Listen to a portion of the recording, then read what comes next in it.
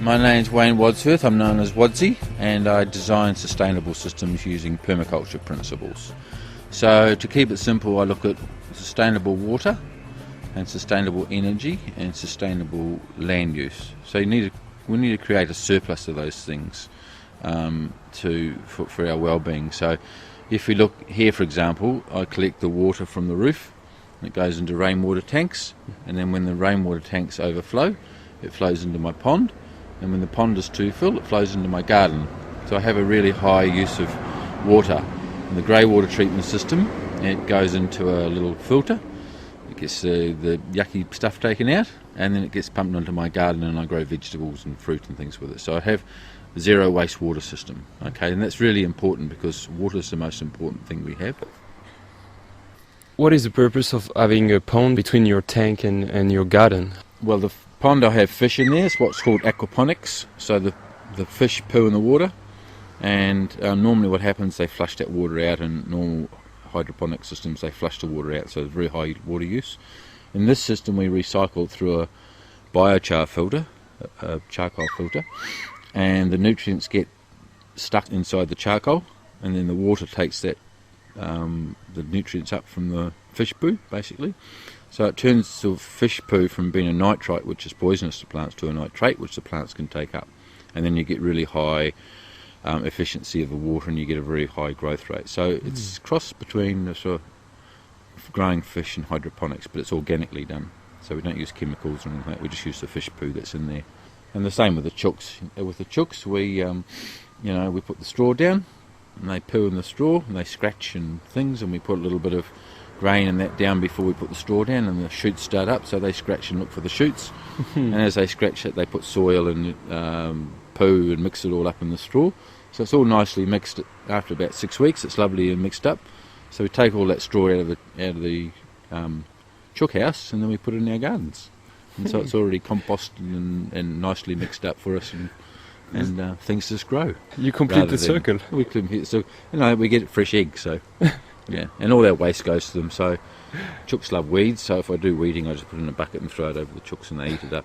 There's a sort of a cross between who gets the waste. Either the worms get the waste or the chooks get the waste, but if the worms get the waste, the chooks get the worms anyway, so they're at some point very happy.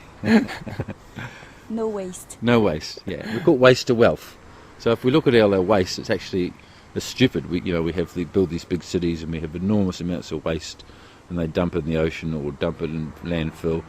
It's actually a resource. So if we use that as a resource, we could cut our carbon emissions hugely.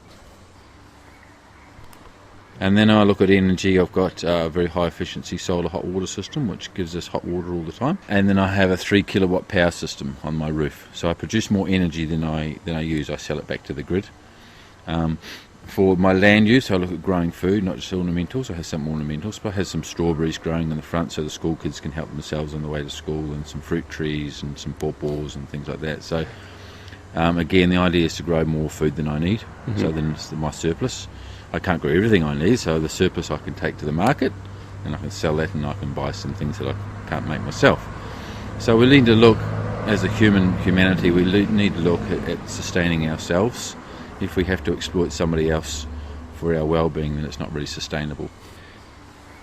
And you are growing vegetables in a really small square space? Yeah, I call it square metre gardening. So you can grow a really lot of vegetables in a very small space with very little resources. So with these ones, it's what I call straw gardening. So I get straw bales from the farmer, and I put it in the containers, and I pack it in really tightly.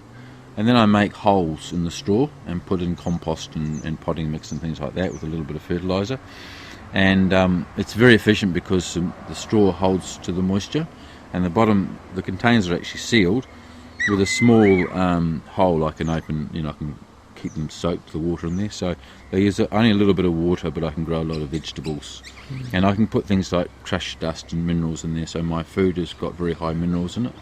The problem with most of the food we buy in the world today, it's very low in minerals.